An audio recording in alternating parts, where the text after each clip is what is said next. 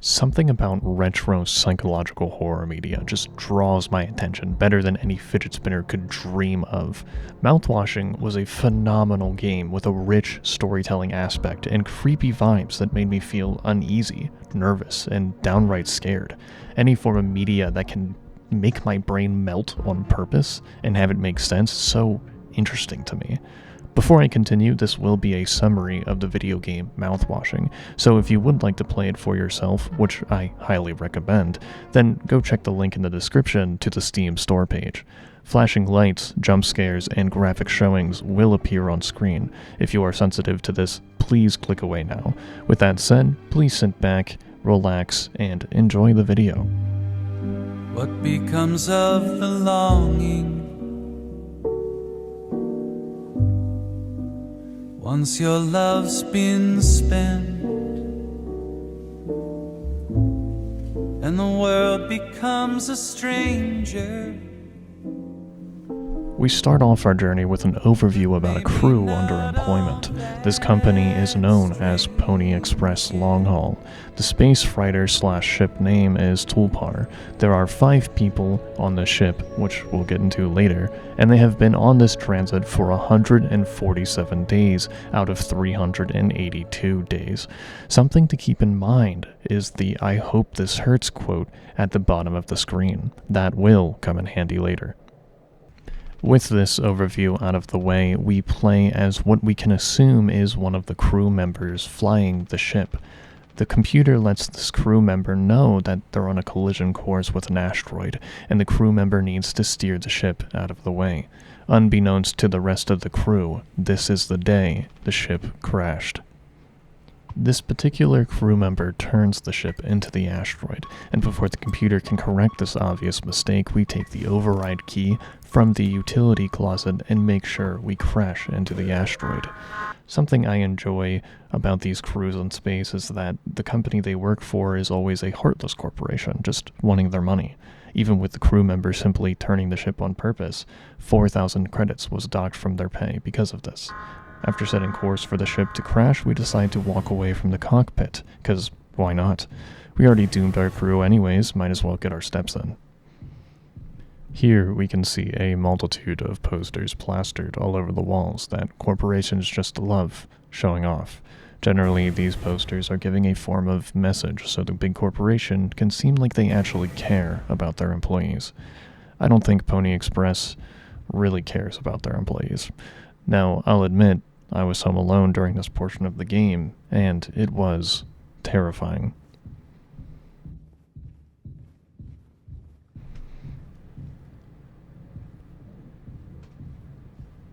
The lights start to flicker. More posters appear, and an ominous aura fills the hallway quickly. Eventually, after opening each door, we come across one that is locked, leaving our only option to turn back around. That ominous aura becomes heavier and darker as we continue our journey back the way we came. Something fades in from the darkness as our flashlight dances across a figure. A pony. More specifically, the Pony Express mascot. We back away, waiting until the darkness takes the mascot hostage. We turn around, closing each door behind us, gaining more confidence in each step. More posters appear. The lights flicker with sparks and steam hisses from pipes on the walls and ceilings. The ominous aura grows heavier. We continue forward.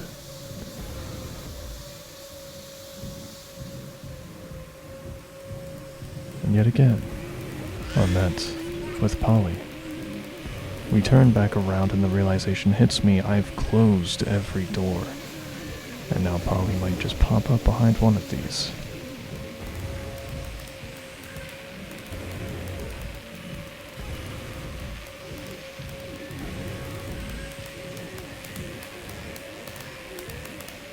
And the lights start blaring red, most likely getting pretty close to that asteroid.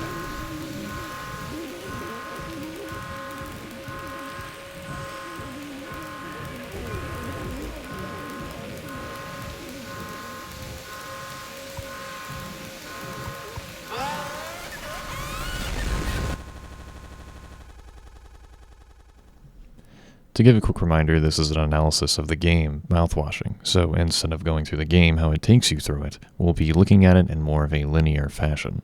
We'll be looking at every scene before the crash first, which will be the entirety of this video. If you are more interested in an analysis of the scenes that happen after the crash, character analysis, or my personal review of the game, check the description for those videos. This is the first video in the series, so if you don't see them out quite yet, I'm sorry, but you'll have to wait. With that out of the way, let's get right into it.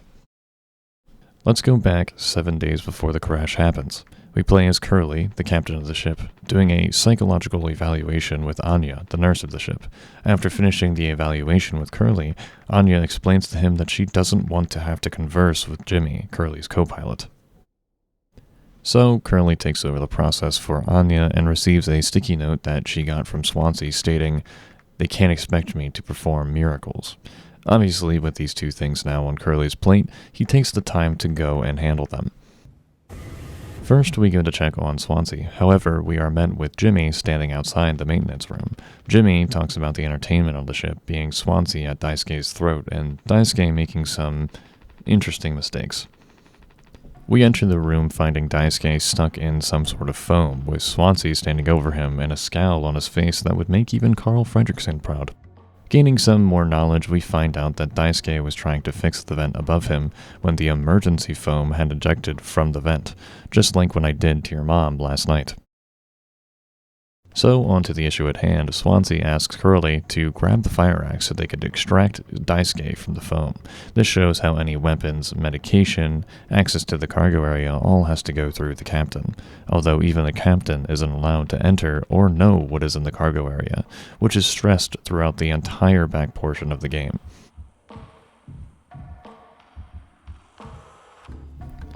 After grabbing the fire axe from its case, we extract Daisuke from his foamy prison, and here Swansea talks about the vent yet again. Youch. Oof. Strong stuff, huh? Get it through your goddamn skull. That vent is strictly off limits. Fully fucking collapsed inside. You looking to get impaled, electrocuted, and cooked? Yeah, but you can't fit in there to fix it, right? Now, with that awkward silence and the issue solved, we go into our next task, which is talking to Jimmy. The small conversation between the two speaks volumes to their relationship and how they treat one another. For the evaluation itself, they go to the cockpit to discuss in private.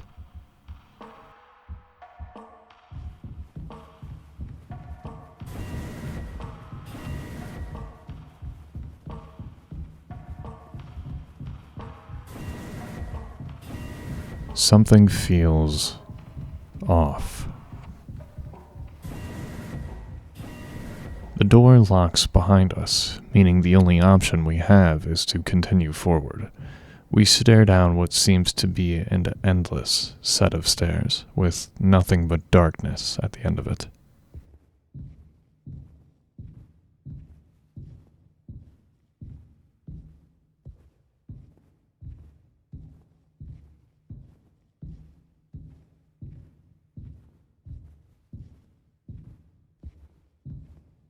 However, continuing forward leads us to a door.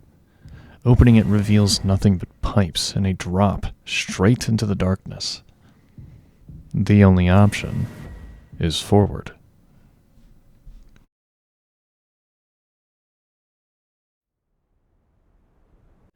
We land in a peaceful, yet unnerving environment, with stars dotted across the sky above us and the ominous red water that almost looks like blood below us.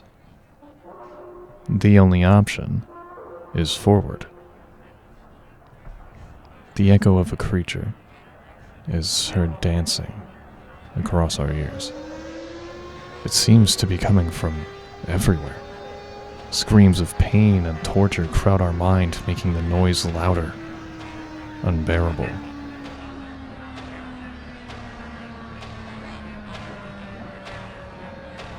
Sirens wailed, and the warning signs start to blotch our environment. The only option is forward.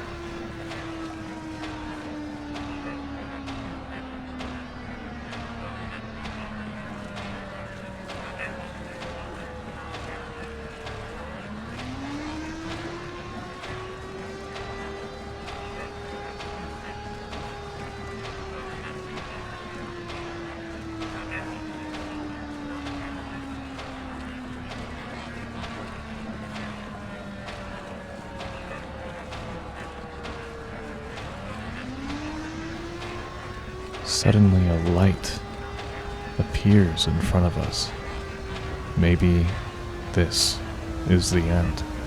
Maybe this is where all the suffering can finally stop. A small blotch of gray sits off in the distance. The only option is forward.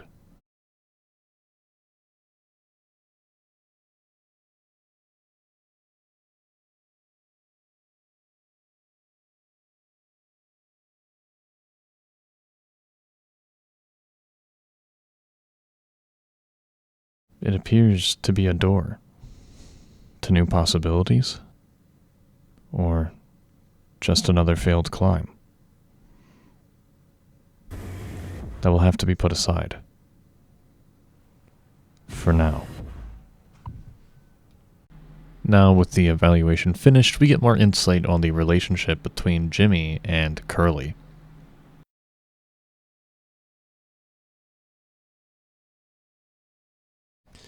So, how are things otherwise, off the record? I like it. We're in control here.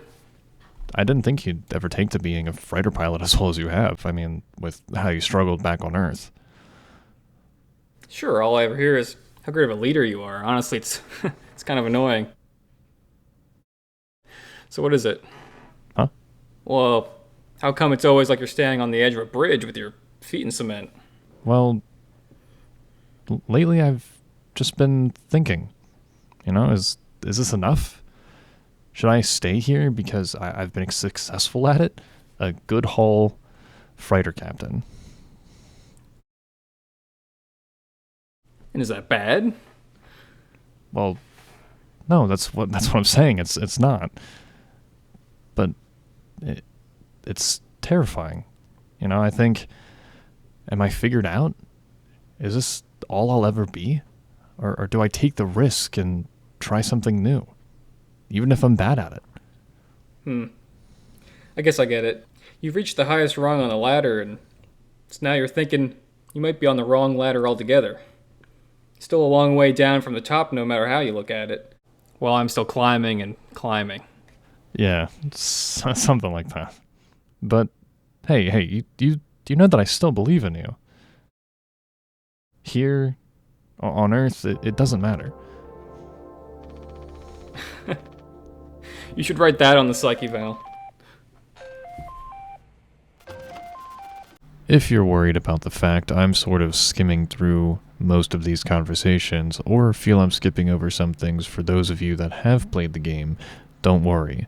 In the third video of the series, we'll be going back over these conversations a little more in depth when we talk about the characters. After that evaluation with Jimmy, a message is sent by Corporation, which Jimmy takes as his cue to leave. Before we get into what the message says, though, we go into the next portion of the game, 6 days before the crash.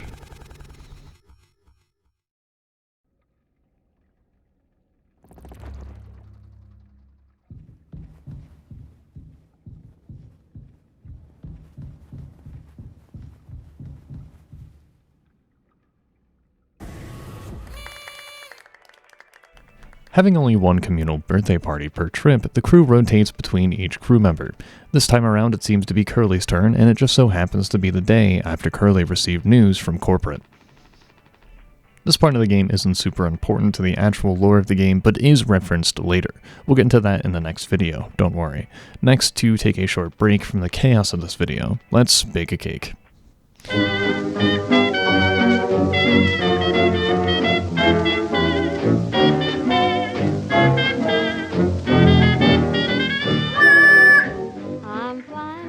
First, head over to the instruction pamphlet that is attached to the wall of the ship. Flip over the page labeled Cake Recipe. My mouth is already watering thinking about making this cake. Looking at step 1, we will make Water. and Gelatin. separately, then mix them together at your company's issued mixer. This will give us Cake Base. make some, Sweetener. which only the captain has access to make. This code can be found in the instruction pamphlet along with the other ingredients. God knows we don't pay you enough to give everyone access to Sweetener. the code. Even if you decide to make it as an employee, we will know and you will be dealt with accordingly. Mix your Cake base. and Sweetener. together at your company's issued mixer, and you'll get a delightful birthday cake for your communal birthday party.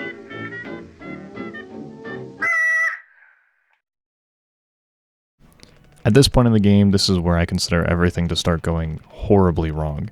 One thing after another starts to unravel and spiral out of control. The whole innocent birthday party is cut short.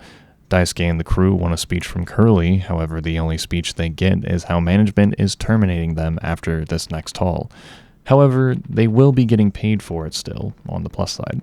Taking away a key point from Swansea that gives a better understanding of what's happening with the company, he says, quote, "Pony Express finally kicking the bucket, huh?" End quote. So this crew isn't getting fired for any reason outright, but the company is going out of business.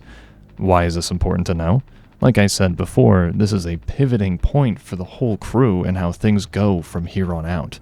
We will also come back to Pony Express going out of business in later videos. What causes this to be such a pivoting point is that these people are losing jobs they've had for years. When they get back home, they have to find how to support their family, support themselves. Swansea feels like a punching bag for the company. Anya is stressed knowing she has no savings, and Jimmy has a shift in his emotions. He's not just upset. He's infuriated, not just with the company, but Curly, their captain. He even starts going off a little on the crew, explaining how Anya never got into medical school, and Swansea being close to retirement, but unable to achieve it with this company. Jimmy will go back to his quote-unquote struggle of life, which is twisting the words that Curly said and throwing them back at him. Jimmy's and Curly's friendship hits a breaking point here. Not only does Jimmy let his anger out on Curly, but he took everything he said from the evaluation and turned it against him. Jimmy sees this whole thing as Curly's fault. So, with the entire evening ruined by this news, they wait for Curly to cut the cake. And the cake is cut, with the silence being worse than a family reunion party with escaped convicts that should be in jail, but they're at the party somehow. We skip forward a few days to see more in depth the relationship that Curly and Anya have. To be honest, this back portion really plays on how Curly and his relationship with the crew is. This scene is beautiful, and is a sweet moment between the two. You doing okay? Yeah, can't sleep. I know how that is. You know, I just toss and turn or stare at the ceiling all night. I actually kind of like the nighttime window screen, if you can believe it. So I just come look at it sometimes. If you look really, really close, you can see there's a dead pixel in the upper right corner. That's so. Nope. Yeah, I don't see it. In the back of my mind, it's always there. Well, now I'll go bonkers looking for it. Cheers. I don't think it ruins the illusion, though. It's peaceful. But maybe I'm just used to looking at the bigger picture. How many days of transport do we have left? Let's see. Off the top of my head, it would be around 237 days. So just under 8 months. Hey, why do you think Pony Express put a lock on the medical room door but not in the sleeping quarters? I suppose for the same reason they put a lock on the cockpit. Safety. In that whole conversation, there's a lot to unpack. However, we won't be doing that this video. If you haven't played the game before, I'm curious to what you think this conversation means. Leave a comment or just think in your own space what it means to you. When the time comes to unpack this conversation, I'll be interested to see if any of you got it right. Now, there is one more scene that is the day before the crash happens. However, after writing the script out for this scene, I decided it would be better to save it for a later video. I do apologize for those of you that have played the game that were wanting to see my reactions to this part. I want to make these videos easy for anyone to watch, including the people that haven't played the game. So, to end the video, thank you so much for joining the start of this adventure. I had an amazing time writing, recording, and editing this video. The more I make these videos, the more I fall in love with it. I'm super excited to make the next few videos on this game, and I hope you guys are too. If you did enjoy it, please leave a like, comment your favorite part so far, and subscribe if you would like to. Thanks again, and have a wonderful day. See you in the next video.